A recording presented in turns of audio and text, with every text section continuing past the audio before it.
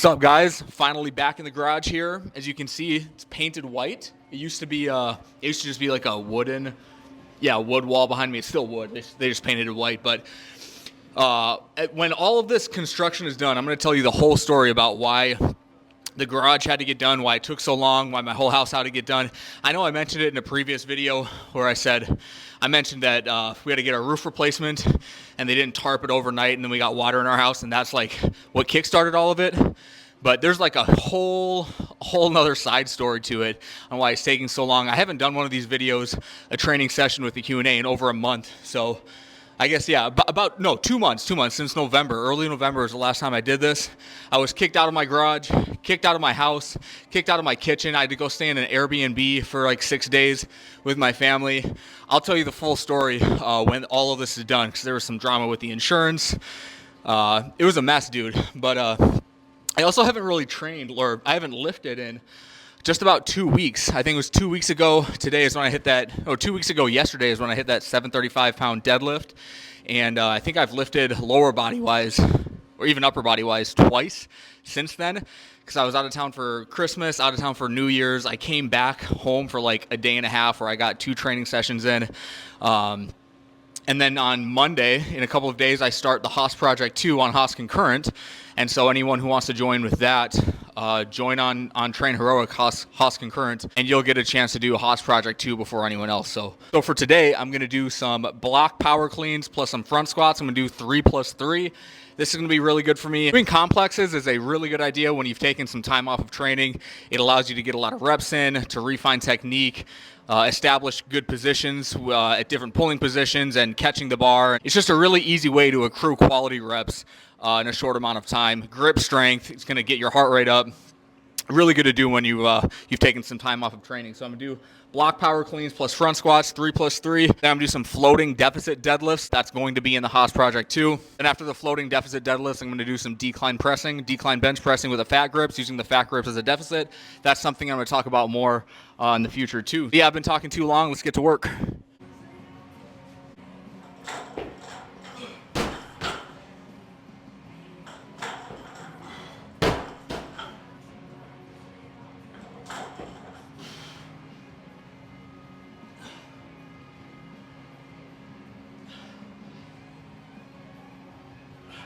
Just last night, I got back from Florida. I went to Florida as a vacation with my family over New Year's. So it was me, my wife, my daughter, my brother, his family, and we met my parents out there. On one of the days, my brother and I did a 4-mile run on the beach, and 4 miles is like nothing. 4 miles should be like a pretty easy run, but we did it on the beach. So the ground gives. Obviously, you're running on sand. I like strained my hamstring somehow, which is really crazy because you think about like hamstring injuries is when you're moving at higher velocities. So I was running on sand. We ran at a pretty fast pace. I think we ran at like a 7:53 pace for 4 miles, which is something I could do pretty easily on a treadmill or even on the ground. But doing that on sand, way harder. But anyways, I hurt my hamstring, or I like tweaked my hamstring, and now I can still feel it. And that was like 3 or 4 days ago, and so. Yeah, it's kind of annoying. Made that announcement in a previous video that I've officially partnered with Barbell Apparel. I'm wearing their gear right now, some joggers, really nice t-shirt. They got a ton of really good training gear. They got other gear that's not training gear. They got jeans. If you want some really high quality gear, training gear, non-training gear, business casual clothes, apparel, they're the company to go through. Place the link in the description of this video for anyone who wants to check it out.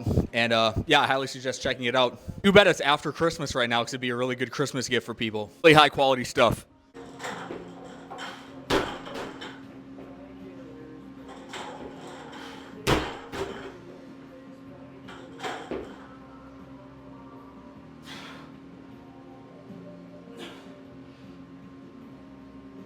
That's 110. We're going to go up to 130 now. All right, let's get to some questions really quick before my next set. Any reason you deadlift in heel elevated shoes? No reason. Usually if I clean before or I Olympic lift before I deadlift, I'll probably just keep the shoes on. If I don't, I'll probably go barefoot. Do you have any advice on training a baseball or golf swing for power? I've talked about this in some other YouTube videos. I think I talk about this in Haas Olympic and maybe even in Launch 2.0, but like the whole rotational power thing is kind of a joke to me. If you want to get powerful, just get powerful generally, and then practice your golf swing, practice your baseball swing. You don't get strong for sport. You don't get powerful for sport. You just become a more strong and powerful human being, a more strong and powerful athlete generally, and then you practice your specific skill in the sport with that newly acquired strength and power, and now your baseball swing and your golf swing is going to be more powerful. I don't think doing the landmine Olympic lifts does anything for you in terms of like a stronger golf swing or baseball swing. I don't think rotational medicine ball throws do anything for you in that regard. I don't think any sort of like cable chops do anything for you in that regard. Just become a generally stronger, more powerful human being, an organism, and you're going to be able to produce that power specifically when you practice your skills.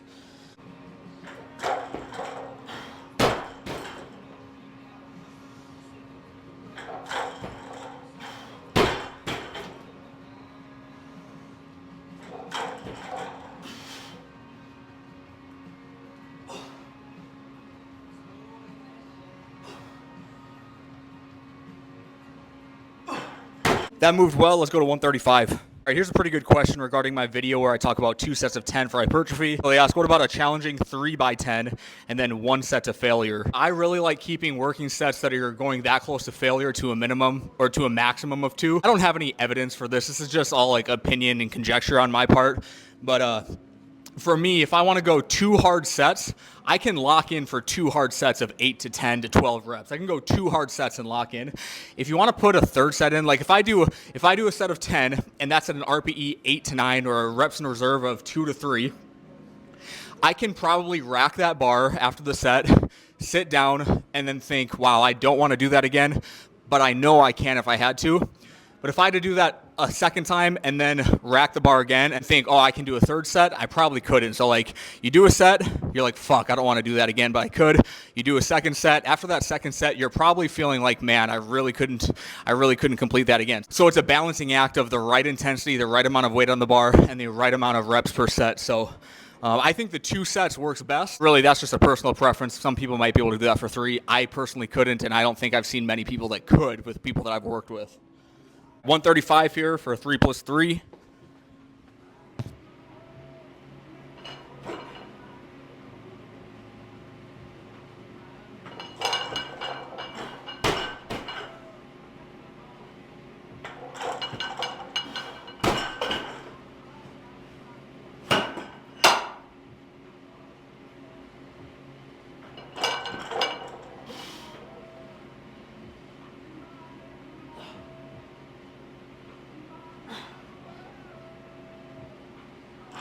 We'll go to 140 next.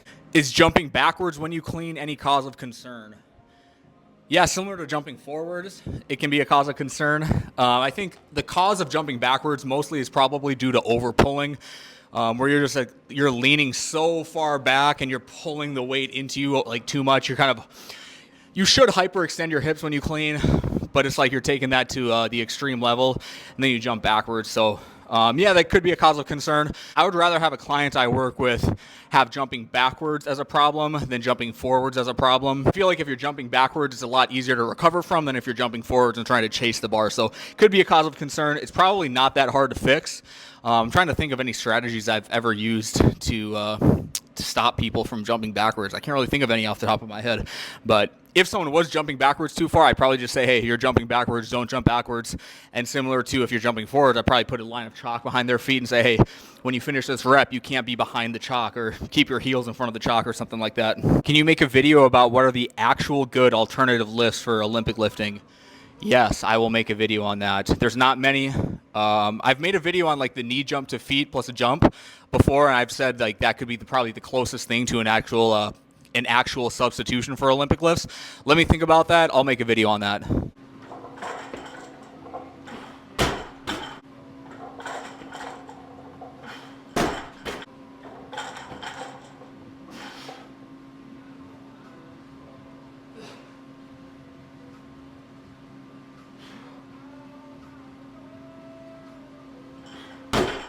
All right, let's move on to the floating deficit deads. All right, plan for these floating deficit deadlifts is I'm just gonna work for 15 minutes.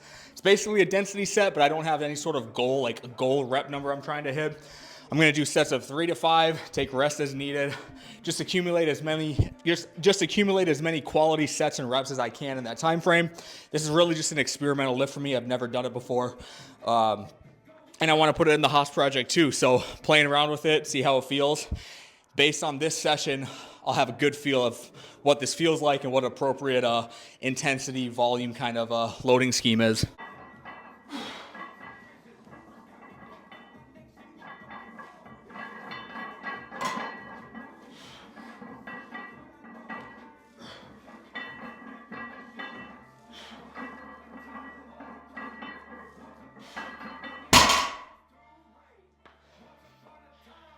I don't know if I touched the floor on that second rep or if I hit that bumper plate. Probably touched the floor. That bumper plate's kind of far away. Yeah, I like that. Does bench press improve my overhead press? That's kind of a hard one. The less trained you are, the more it's going to help. The stronger you are, the less it's going to help. I would say it probably works better the other way around. The stronger your overhead press is, the more that's going to help with bench press. I mean, think about it this way. Like, think of a overhead press, and this isn't like the greatest analogy or comparison, but think of a push-up, a normal push-up, and then moving into a handstand push-up.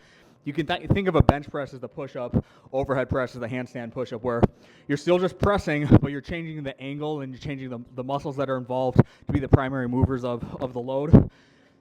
That's one way to think about it. So like an overhead press is just a harder variation of a bench press. I know it's not perfect, it's just a really simple way to think about it. So like people who can do handstand push-ups can do normal push-ups really well. It doesn't really work the other way around. You can be really good at normal push-ups, but your handstand push-up might not be very strong or might not be very good. But if you can do really good handstand push-ups, it's really easy for you to do push-ups.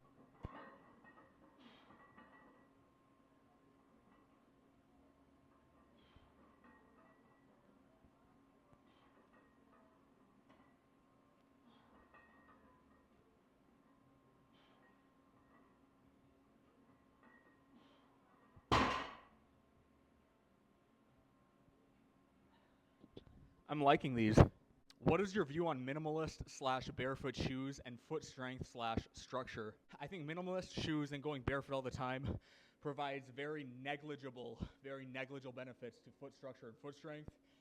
That's just my personal opinion. I mean, I walk around barefoot all the time. If I'm outside with my daughter in the backyard or the front yard, I'm barefoot. I don't like wearing shoes, so I think barefoot's more comfortable. I don't really think that has impacted my foot strength or my foot structure in any meaningful way over the course of my life. But if you like those types of shoes, go ahead and wear them. You're not going to notice any sort of performance boost or performance increase from going barefoot an extra 3 to 4, even an extra 18 hours a day. You're just not. And anyone trying to make claims that say otherwise, I think they have an uphill battle to climb in terms of supporting those claims with a compelling argument. Does grip strength have more than just a correlation with muscle strength and size? I don't really understand what that means. Does grip strength have more than just a correlation with muscle strength and size? Here's what I'll say about grip strength.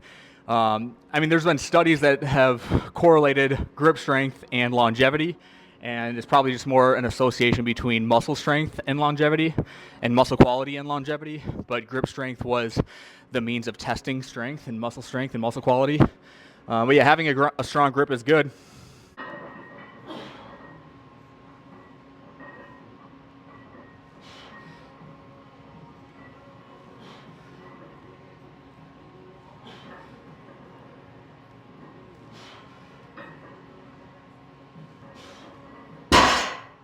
So much different than deadlifting with the dead stop, but it's also not like the RDL where you're just hinging, you're getting some knee bend in there.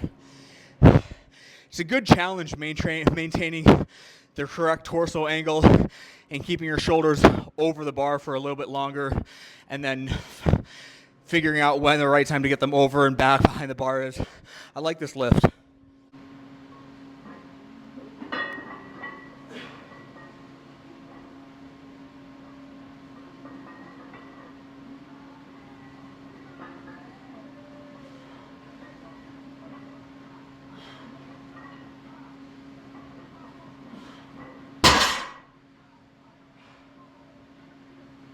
All right, last thing of the day, deficit decline bench press. I got the fat grips on.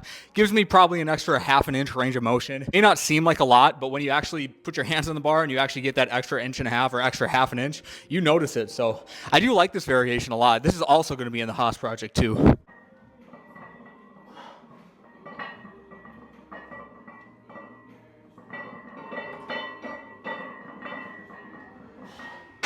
Should probably go up a little bit. Would medicine ball throws transfer to developing power for shot put?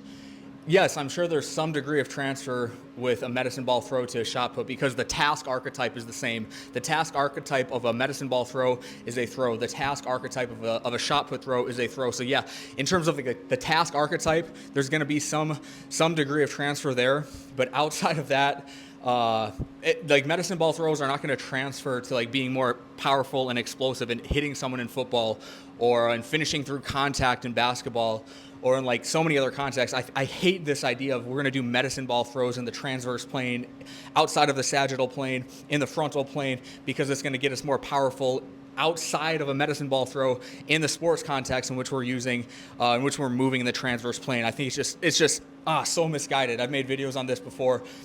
Just go to my YouTube video, med ball throws don't transfer to sports, or like just look up my name in rotational power. I've had other videos talking about this too.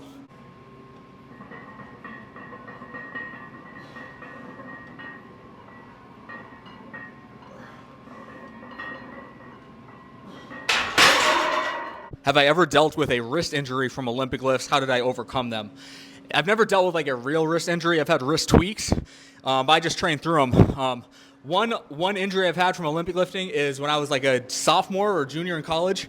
I was kind of an idiot. I went in on a Saturday, which I wasn't supposed to do, and I wanted to max out my clean. And I think I had 165 on the bar. I got in trouble for this. So if you're anyone who's a college athlete, don't do this. It was like, Saturday, not supposed to be going in and training. I went for like a 165 clean. I missed it. Bar landed on my thigh. Huge dead leg from that drop. Big ass bruise. I had to tell my coach about it Monday morning.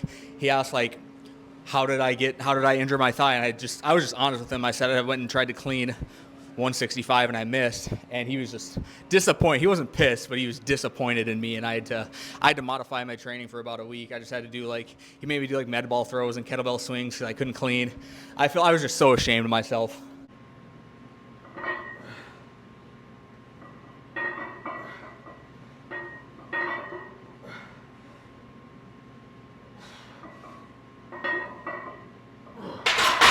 That's all I got for this video, guys. One more plug for Barbell Apparel. Really good clothes, really comfy clothes, high quality shit. Check the link in the description. It's in my link tree on Instagram too. You guys know where to find it, so just want to give them one more little plug. I'll make more of these training videos coming up as I get the garage all organized and put together. Put some questions in the comments and I'll answer them in these training session videos. Thanks, guys.